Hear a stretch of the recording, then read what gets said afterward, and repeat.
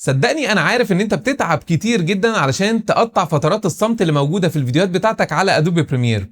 ولما حبيت تدور على ادوات بتعمل كده لقيت ان كل الادوات مدفوعة وفي ادوات غالية. بس انا مش سايبك، انا النهاردة جايب لك اداة بتعمل الكلام ده، يعني بتشيل فترات الصمت بطريقة مجانية وهتفضل مجانية، ومش اضافة اي كلام، دي اضافة بروفيشنال ومليانة كمان حاجات تانية هتفيدك وهتسهل عليك الشغل. هتقول لي ازاي الكلام ده؟ هقول لك اجري جهز مشروبك وتعال علشان تشوف ايه الاضافة دي وازاي تقدر تستخدمها.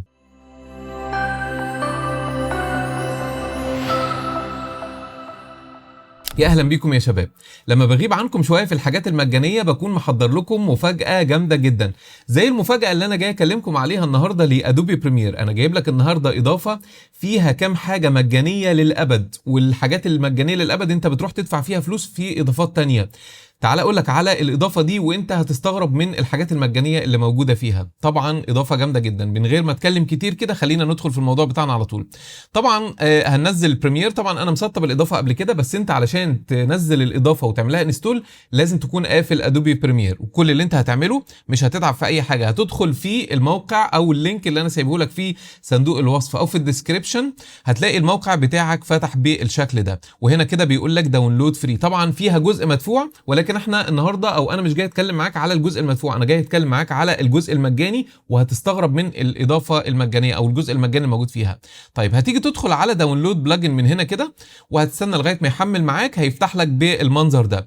هنا كده بيقول لك انه في شويه حاجات مجانيه تقدر تنزلهم كمان، باك جراوند وحاجات، وعلى فكره حاجات خطيره جدا، لو عايزني ابقى اتكلم عليهم بعد كده هتكلم عليهم، بس انا النهارده جاي اكلمك على الاضافه. هتلاقي كده ان هي داونلود للماك او داونلود للويندوز، هتختار النظام بتاعك وهتنزل الاضافه عادي جدا. طيب نزلنا الاضافه، نعمل ايه؟ كل اللي انت هتعمله هتفتح الاضافه بتاعتك بالشكل ده، وهتضغط على نيكست نيكست نيكست، بس طبعا لازم تكون قافل ادوبي بريمير، والاضافه هيتعمل لها انستول عادي جدا. حلو جدا، عملنا انستول للاضافه. دلوقتي بقى تعالى بص على الحاجات بقى اللي موجوده في الاضافه دي. طيب هنلاقي الاضافه فين؟ كل اللي انت هتعمله هتضغط على ويندو من فوق اكستنشن، هتلاقي كده الاضافه بتاعتنا اسمها اوتو اديت اهي. هنفتحها بالمنظر ده. هيطلب منك تسجيل دخول، يا اما هتدخل بالجوجل يعني ايميل الجوجل بتاعك او الجيميل بتاعك، يا اما هتعمل ايميل جديد او تسجيل جديد. انا عامل تسجيل بالايميل بتاعي عادي جدا، فهبتدي ان انا اكتبه كده بالشكل ده. بصوا كده انا ماشي معاكم خطوه بخطوه اهو، علشان في ناس بتقول لي انا لما عملت الخطوات دي مثلا ما اشتغلتش او ما فتحتش، فانا ماشي خطوه بخطوه بسيطه جدا. هحط الباسورد بتاعي كده وهقول له لوجين، هتلاقيها فتحت معاك بالمنظر ده بمنتهى السهوله اهو. طيب بص كده معايا، زي ما بقول لك بيقول لك فري فور ايفر تولز، يعني الاضافات اللي هنا دي كلها فري فور ايفر، عمرها ما هتبقى مدفوعه. فطيب ايه اللي موجود بقى؟ اولا هنا كده حاجه اسمها سايلنس كاتر. يعني ايه؟ يعني التقطيع الذكي، او يعني فترات الصمت اللي احنا بندفع فيها فلوس عشان نقطعها هنا موجوده بشكل فري تماما، وهنجرب الكلام ده. في حاجه اسمها بيست ايمج، في حاجه اسمها ساوند افكتس، في حاجه اسمها موشن جرافيكس، في اوتو ريفريم، في ميوزك لايبرري، بس الميوزك لايبرري دي لسه هتيجي قريب. الحاجات المدفوعه لو انت نزلت تحت هتلاقي ان الحاجات دي بقى في البرو تولز اهي، اللي هي الحاجات المدفوعه. طبعا انا مش هتكلم على الحاجات المدفوعه، لو عايزيني ابقى اتكلم عليها في درس مستقل بعد كده هكلمكم عليها، بس انا النهارده جاي اكلمكم على الجزء المجاني ده. طيب تعالوا نشوف هنا كده هل فعلا بتقطع بشكل كويس ولا لا، وهل فعلا مجانيه. تعالوا نشوف مع بعض. يعني بص بقى الحاجات اللي انت بتدفع فيها فلوس اهو. طيب خلينا اجيب فيديو انا كنت عامله قبل كده اهو بالمنظر ده. الفيديو اهو زي ما احنا شايفين اهو. طيب النهارده انا جربت ان انا احط الموديل الجديد اللي هو سيدنس. طيب عندي فيديو زي كده وحابب ان انا اقطعه، يا اما هتعمل ان واوت يا اما هتسيبه زي ما هو، في اختيارين عادي جدا. هنبتدي نفتح الاضافه بتاعتنا الاوتو اديت من هنا ونقول له كده سايلنس كاتر، هنبتدي ندخل عليها. طيب هنا في معلومه مهمه، افضل نتيجه بتحصل معايا هي في الميديوم، يعني ما تخليهاش قليله قوي وما تخليهاش كبيره قوي، خليها في الميديوم علشان يقدر يقطع الكلام من غير ما يقص حاجه من الكلام اللي انت بتقوله. تمام، فده افضل اختيار. طيب هبتدي ان انا اقول له ريموف سايلنسز. هنا كده بيقول لك انت عايز السيكونس كله ولا عايز الان والاوت. طبعا انا هنا عامل ان واوت عادي، لكن لو انت عامل يعني عندك سيكونس كامل تقدر تختار سيكونس كامل عادي جدا. هقول له ريموف سايلنسز. بص كده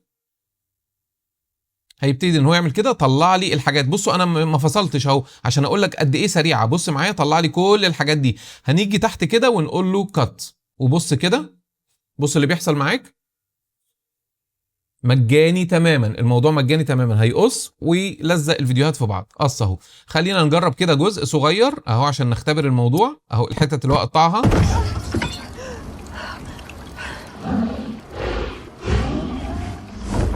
طبعا تقطيعات يعني ايه جامده جدا. واضح من الصوره اللي ظاهره قدامنا ان الموضوع هيبقى مبهر. تعالوا نجرب نشغل الفيديو كده ونشوف اللي حصل. قطع طبعا الفترات اللي انا بسكت فيها، فبصوا كده طبعا مهما كان الفيديو حجمه طويل معاك بيقطع عادي جدا بمنتهى البساطه والسهوله. طيب ايه كمان موجود في الاضافه دي؟ خلينا نمسح الكلام ده. خلاص ادينا اختبرنا ان هو بيعمل كات عادي جدا بمنتهى السهوله والبساطه. طيب خلينا نعمل كده اهو. بص بقى يا سيدي، في حاجه اسمها بيست ايمج هنا. يعني ايه بيست ايمج؟ يعني لو انت فاتح موقع مثلا من غير ما تنزل الصور اللي انت عايزها من الموقع ده، تقدر تاخدها كوبي وتيجي هنا تقول له بيست ويعمل لك بيست. تعالوا نجرب. انا فاتح موقع معانا، الموقع ده بيدي لك حاجات مجانيه اهو اللي هو بيكسلز. طيب خليني ادور على اي صور عندي مثلا، وليكن هكتب له كارز. بص كده هكتب كارز اهو. حلو، عجبتك اي صوره؟ خلينا نختار صور مثلا بالعرض علشان انا عامل السيكونس بتاعي بالعرض، فخلينا اختار من هنا كده هوريزونتال ونجرب مع بعض اي حاجه. طيب في برضو معلومه مهمه، ما تاخدش الصوره من بره كده، يعني ما تاخدش الصوره كده كوبي ايمج من هنا. افتحها علشان يجيب لك الريزوليوشن كامل. افتح الصوره اللي انت عايزها مثلا ايه، خلينا نجرب اي حاجه. هفتح الصوره دي اهي، فتحتها بالمنظر ده. مش لازم تعمل داونلود بقى وتروح تدور عليها في الداونلود والكلام ده كله، لا. وانت فاتح الموقع كده انت مستعجل بقى شغال عايز شغلك يبقى بينجز، فهنبتدي نعمل كده ونقول له كوبي ايمج من هنا كده، وهدخل هنا وهقول له بيست ايمج. هيجي يقول لك كده ريد كليب بورد. طيب هنبتدي نحطها هنا كده. بص كده جاب لك الصوره على طول وبيقول لك الحجم بتاعها كام في كام اهو. وهنا كده بيقول لك مده الصوره اللي انت عايزها 5 ثواني 10 ثواني. طبعا تقدر تمدها زي ما انت عايز، بس انت لو عايز تنزلها على التايم لاين بالمده دي على طول يعني.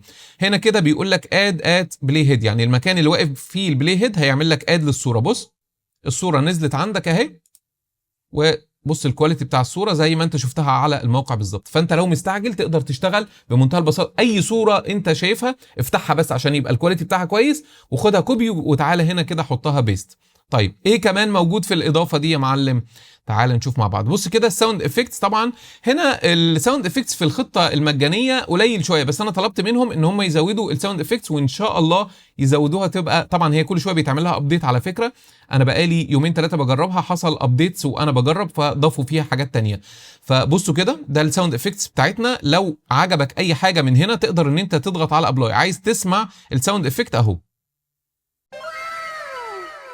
طيب عايز تنزله اهو ابلاي، نزل الساوند افكت بتاعك اهو.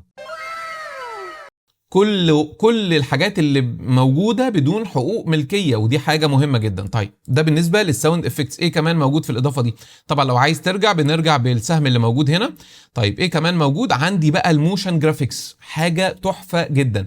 لو دخلت كده على الموشن جرافيكس بيدي لك طبعا هنا بيعرض لك ايه اللي موجود، وهنا كده تقدر تختار من هنا زي ما انت عايز. بيقول لك ان في 65 تمبلتس، 65 اضافه للجرافيكس بتاعك. موضوع مبهر جدا. وعلى فكره كلهم بيدعموا اللغه العربيه، تقدر تكتب عربي عادي جدا زي ما هجرب معاك دلوقتي. لو عايز تمشي ممكن تضغط على السهم اللي هنا فبيجيب لك كل حاجه، او ممكن من الشريط اللي من تحت كده لو انت سحبت بيجيب لك برده كل حاجه زي ما انت شايف كده.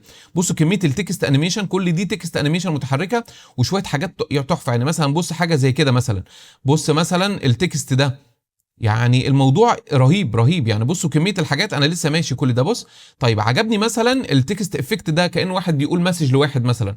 فهاجي هنا كده هقول له ابلاي موجرت. طيب قبل ما اقول لك بس على فكره الابلاي موجرت، هنا بيقول لك معلومه مهمه جدا، انه الحاجات دي معموله بادوبي افتر افكتس، فهي بتترندر من خلال ادوبي افتر افكتس.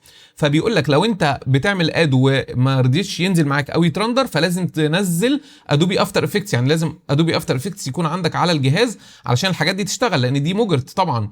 ده لو حصل مشكله، لو ما حصلش مشكله اشتغل بيها عادي. انا بقول لك كل حاجه اهو. طيب خلينا نضغط على ابلاي موجرت كده، هتلاقي على طول الموجرت بتاعك نزل. بص وبالساوند افكت بتاعه، اسمع كده معايا. طيب حبيت ان انا اغير التكست اللي مكتوب ده باي حاجه بالعربي مثلا، فابتدي ان انا اضغط هنا طبعا من غير ما تدخل حتى على بروبرتيز. هنا من غير ما تدخل عليها بيجيب لك التكست هنا كده. كل اللي انت بتعمله بتيجي هنا وتمسح الكلمه دي وتكتب بالعربي اللي انت عايزه. هنكتب مثلا ادوبي بريمير اهو بالشكل ده، كتبتها بالعربي. مجرد ما اضغط في حته فاضيه كده اتكتبت كلمه ادوبي بريمير. طب جت في الجنب هنا وعايز اخليها في النص، كل حاجه تقدر تتحكم فيها بمنتهى البساطه. هنا التكست بوزيشن اهو، تقدر تحطها بالشكل ده كده، وتقدر ترفعها فوق، وتقدر تعدل فيها اللي انت عايزه. انا جربت اغلب الحاجات اللي موجوده في التكست كلها بتدعم اللغه العربيه، ما تقلقش، مفيش ولا حاجه من دول مش هتلاقيها بتكتب عربي معاك. طب حبيت تغير الفونت عادي جدا، ادخل هنا كده وهات الفونت اللي انت عايزه. الفونت اتغير اهو. حبيت تعمله بولد اهو، اعمله بولد زي ما انت. لا تخين قوي، واكل كتير. طيب بص كده، خلينا ننزل هنا كده وننزل الكلام ده. خلينا نجرب الانيميشن باظ ولا في مشكله. لا اهو مفيش اي مشكله خالص. استخدم بقى الجرافيكس زي ما انت عايز. بص كميه الحاجات اللي موجوده اهو. وطبعا في معلومه برضو مهمه، بيقول لك هنا كده كابشن، بس دي خلي بالك ده مش كابشن تلقائي، يعني ده مش هيعمل لك كابشن. الكابشن التلقائي في الخطه المدفوعه، ولكن ده شكل الكابشن. يعني انت ممكن تعمل الشكل ده، بس انت هتكتب بايدك كل كلمه. فاهم قصدي؟ يعني تقدر تاخد الشكل اللي هو عامله لك بالانيميشن بالحاجات دي، وانت تعمل شكل كابشن، هيبقى شكله خطير جدا، بس مضطر تكتب كل كلمه. فطبعا دي حاجات مهمه. مدي لك كذا ستايل الكابشن تقدر ان انت تستخدمهم عادي جدا. وعلى فكره هنا في تكست مسج تقدر تتواصل مع الدعم على طول اثناء او جوه الاضافه، مش محتاج تروح للموقع. يعني انا مش عارف. بصوا بستنى عليكم واجيب لكم حاجات جامده. انزلوا اكتبوا لي في الكومنتات قبل ما يعني قبل ما تخلص كده الفيديو بتاع النهارده او الدرس بتاع النهارده، انزل اكتب لي ان الحاجات دي عجبتك ولا لا اهو، عشان يعني ايه حاجات مجانيه زي ما انتم شايفين. طيب خلينا نرجع ورا كده ونشوف ايه كمان موجود عندنا. عندنا حاجه اسمها اوتو ريفريم. يعني ايه اوتو ريفريم؟ يعني انت عندك فيديو بالعرض وعايز تحوله لريل، بضغطه زرار تقدر تحوله، وبيعمل لك موشن للحركه بتاعتك. يعني لو في حد بيتحرك هيفضل يعني موسطنه لك او حاططه لك في نص الكادر. خلينا نجرب الكلام ده. طيب بص كده معايا، انا هجيب اي فيديو عندي، وليكن فيديو فيه بنت قاعده بالمنظر ده اهو. الفيديو ده بالعرض زي ما احنا شايفين اهو. الفيديو ده بالعرض اهو. هبتدي ان انا ادخل على الاضافه بتاعتنا، وهاجي هنا كده على اوتو ريفريم اهو. وهنا كده بيقول لي ديفولت ولا سموز ولا ريسبونسيف. طبعا دي الحركه، عايزها تبقى حركه سريعه ولا سموز ولا عايزها ديفولت. انا بفضل الديفولت، بس زي ما انت عايز. وهنا كده بيقول لك 9 ل 16 اللي هو الفيديوهات الريلز، او 1 ل 1 او 4 ل 5 على حسب. الحاجات دي مربعه، الحاجات دي بالطول. طيب حلو جدا. خليني اعمل ريفريم ل 9 ل 16 اللي هو بالطول كده. بص بس لسه بيظبط، استنى عليه. ظبطها. طبعا انا مكبر الشاشه. بص لما اجي اصغر كده اعملها فيت اهو. بص كده خلي لك المشهد بتاعك مظبوط ازاي. وهجيب لكم دلوقتي مشهد فيه موشن، فيه حركه، في ناس بيجروا وبيلعبوا وبيتنططوا، وفي شخصين موجودين في المشهد اهو، عشان ما تقولش ان هو ايه يعني بايظ ولا في مشاكل. اداه خرافيه، وكل ده مجاني. طيب بص كده، خلينا نيجي هنا كده على الكلام ده، ونرجع مثلا هنا ونيجي على الفيديوهات بتاعتنا، ونجيب الفيديو اللي فيه شخصين اهو. بص كده الفيديو ده فيه شخصين وبيلعبوا بالشكل ده. طيب هيعرف يظبطهم؟ تعالوا نشوف. خلينا ندخل برضو على اوتو اديت هنا كده، وننزل تحت ونقول له اوتو ريفريم، ونيجي هنا كده برضو على ديفولت. طبعا هنا بيعرض عليك ان انت تدفع يعني تشتري الحاجات اللي هي تعمل ابجريد للخطه البرو كده عادي. ممكن تلغي دي وممكن تسيبها، ده اعلان ما فيهوش مشكله، ما تخافش. لكن الحاجات دي هتفضل مجانيه طول الوقت. هنيجي هنا كده على ديفولت 9 ل 16 ونقول له ريفريم. ظبط الاداء. تعالوا نتفرج. بصوا مع الحركه بتاعه اللعب، شايف الكاميرا رايحه جايه ازاي؟ بيظبط معاك الموشن بتاعك اهو. شايف؟ انت مش محتاج تعمل حاجه، انت ضغطت ضغطه زرار وسكت. طيب قول لي بقى انت عايز ايه اكتر من كده تاني؟ اضافه فعلا تحفه، وانا بقالي فتره بجربها. اضافه خطيره جدا، سهلت عليا الشغل بشكل كبير جدا، وبدل ما اروح ادفع دي اضافه مجانيه تماما. طبعا يا شباب بتمنى ان الدرس بتاع النهارده يكون عجبكم، ويا ريت لو عجبكم نضغط لايك على الفيديو ده ونشيره في وسائل التواصل الاجتماعي علشان الكل يستفيد. وما تنساش زي ما قلت لك تكتب لي كومنت كده، سواء الاضافات دي عجبتك وعايز منها تاني، او ما عجبتكش برضو اكتب لي كومنت، علشان ده بيعلي الريتش بتاع الفيديو بتاعنا. طيب يا شباب، واللي لسه ما اشتركش في القناه لازم تنزل دلوقتي وتشترك في القناه وتفعل زرار الجرس عشان يوصلك كل الفيديوهات الجديده. شكرا لكم يا شباب، واشوفكم في درس جديد.